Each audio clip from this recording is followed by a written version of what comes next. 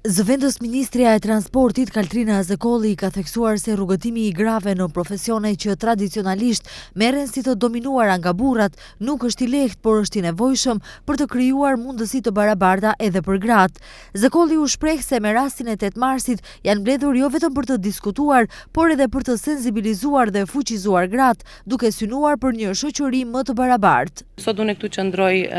në rolin e një nëne, një profesori universitar, zëvendës Ministrit të Transportit, por dhe një aktiviste për të drejtat e gruas. E dim që rrugtimi i grave, sidomos në këto profesionet të cilat janë të njohura më shumë, janë të servuara ose llogaritën sikur janë të dominuara nga burrat, nuk është e lehtë, por ne jemi këtu sot jo vetëm për të diskutuar, por për të sensibilizuar dhe për të forcuar së bashku për ta çuar këtë mision edhe më tutje që t'ju ofrojmë grave në shoqërinë tonë një pozitë më të barabartë, për t'i fuqizuar ato dhe për t'u lehtësuar rrugëtimin grave që vinë pas nesh. Azekolli gjithashtu foli edhe për përvojën e saj personale, duke ndarë momentet e vështira dhe sfidat që ka hasur gjatë karrierës, por që nuk e kanë ndalur atë në përpjekjen për të arritur më shumë. Edhe në karrierën time personale, siç do grua tjetër, kam hasur në shumë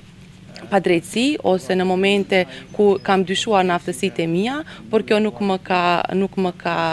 tërhequr nga ambicet e mia dhe nga lufta për të arritur sa më lart dhe sa më shumë. Unë ju falenderoj edhe një herë, porosia ime sot për të gjitha gratë shumë e thjeshtë, asnjëherë të mos dorëzohen, gjithmonë të besojnë në vete, të qëndrojmë të bashkuara, të zgjatim dora njëra tjetrës që të arrijmë një vend më të barabartë në shoqërinë tonë. Përndryshe, përfaqësimi i grave në politikë është i rëndësishëm për sigurinë e barazisë gjinore dhe për zhvillimin e një shoqërie të drejtë dhe demokratike. Edhe pse gratë përbëjnë një pjesë të konsiderueshme të popullsisë, ato ende janë pak të përfaqësuara në nivelet e vendimarrjes politike. Në shumë vende gratë kanë bërë hapa të mëdha për të fituar mundësi të barabarta për të marrë pjesë në politikë, por ende përballen me barrierat si pabarazi gjinore, stereotipet dhe presionet shoqërore.